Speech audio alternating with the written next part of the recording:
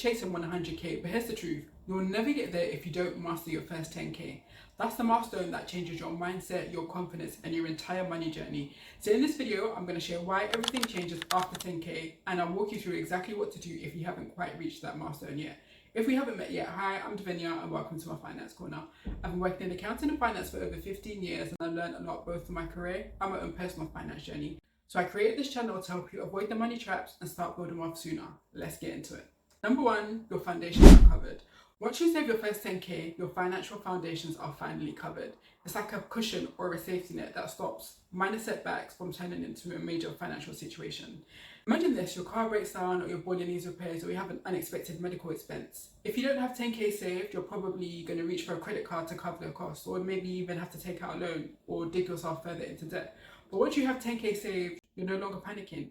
You have a cash cushion to dip into to cover the costs without any stress. Even in a worst case scenario, like if you were made redundant or lost your job, having 10k saved can cover you for 2 to 3 months of essential living expenses, depending on your costs, of course. But that cushion gives you breathing room. You can have time to think clearly instead of having to fight fires. Research has even shown that having £2,000 in savings can dramatically boost your financial well-being. So imagine what 10k does. And here's another win: you can stop living paycheck to paycheck. You're no longer in survival mode or stressing about how you're going to get through the month or pay your bills. No more panic purchases, but a lot more time to make better financial decisions. But that's just the baseline. The real magic starts when your money starts working for you. Number two, your money starts working for you. Once you reach your first 10k, compound interest stops being this theory that you just hear the finance pros talk about. It actually becomes really real. Let's say you invest 10k at an 8% return. That's £800 that you didn't have to work extra hours for. That could be your flight for your next solo trip, paid for completely by your portfolio. Now, saving that first 10k probably felt like climbing a mountain. It probably took you about a year of saving, which involved discipline and sacrifice, and probably saying no to some of the things you're used to having. But once you hit that 10k, everything changes. Instead of having to constantly grind alone, your money is now working with you. That 10k isn't just sitting there, it's quietly multiplying in the background, even while you're sleeping. Now, reaching that next 10k doesn't take another full year. It might take 10 months or 11 months. Why? Because it's no longer just your savings doing the work. That 10k is earning its returns, and those returns are starting to earn their own returns. That's literally compound interest in effect. That's why Albert Einstein called it the eighth wonder of the world. And once you start to see that progress, you understand that you're fast tracking your wealth building journey to that next milestone of 20k, 50k, or even 100k. A lot of people think that you need to have this sophisticated investment strategy to build wealth, but that's not the case. It's the same index funds and ETFs. The only difference is scale. An 8% return on £1,000 may feel small, but an 8% return on £10,000 or £20,000 is huge. But none of that happens without the behavior that got you to 10k in the first place. Discipline and confidence. Getting to 10k doesn't happen by accident. In order to reach that first 10k, you would have had to do some sort of budgeting, analysing your numbers, and really doubling down on managing your money. I remember hitting my first 10k after being in debt and living paycheck to paycheck. There's something about seeing that 5 figures in my bank account that I put there.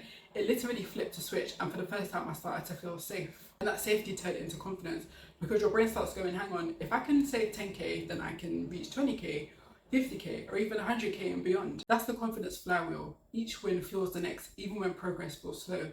And that confidence can completely shift your identity from somebody who just saves to a wealth builder. Number 4, mindset shifts and negotiation power. And here's the biggest change that nobody talks about. Your mindset completely shifts. Once you reach 10k, dropping £500 or £1,000 in Gucci or Louis V no longer hits the same. You start thinking, hang on, that's money that I can put towards helping future me get richer. You go from spending without thinking to planting seeds for your future wealth. Charlie Munger famously said that reaching your first 100k is the hardest. But I'd actually say reaching your first 10k is the hardest, because that's when you really prove to yourself that you can actually do this. And here's a bonus people often forget. It unlocks negotiation power. Because with a safety net, you no longer feel trapped in toxic work situations or feel like you have to accept lowball offers. When I was made redundant, I had absolutely no savings. So I had to take the first job opportunity so I could survive and pay my bills. But with 10k, you have time to explore more offers so you can walk away, which often leads to better offers. Now, reaching that first 10k felt amazing, but I did mess up afterwards. So let me share it with you so you can avoid making the same mistakes. My mistake, over-saving instead of investing.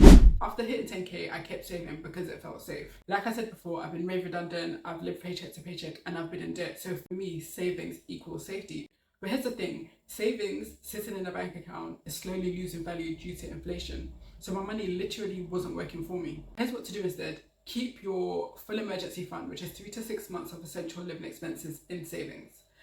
Anything beyond that, start investing. Max out your 401k and then start investing in index funds and ETFs.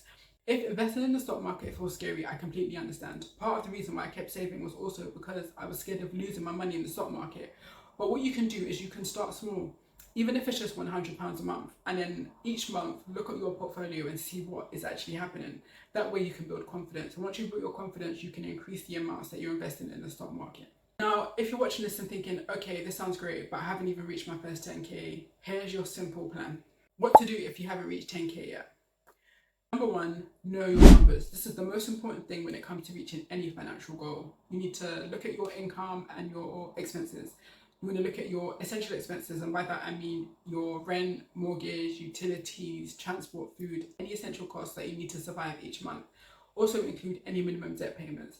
Now, once you subtract those expenses from your income, that's your monthly surplus. Now, because you want to reach 10k, I suggest looking at your non-essential expenses. So things like eating out, subscriptions, shopping, and you might want to cut back on that while you're working towards your saving goal. Step 2, create a plan. A goal without a plan is just a wish. So set a goal. When do you want to save that first 10k by? If you want to save 10k in a year, you'd have to save about £833 a month.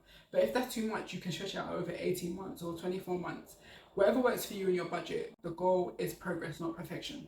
Next, automate it. Set up a direct debit straight from your current account into a high yield interest savings account. And once you've reached your emergency fund, start investing in index funds and ETFs.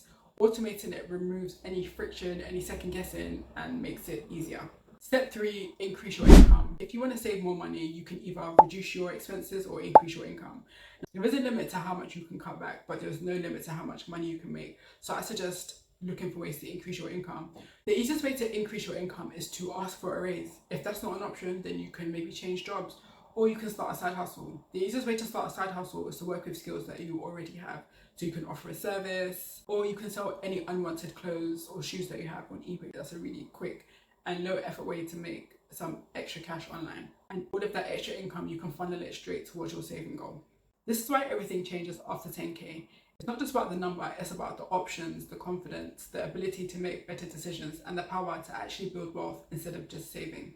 And if you're ready to double down on your savings, check out my next video where I'll show you how to save money fast, even if you're on a low income.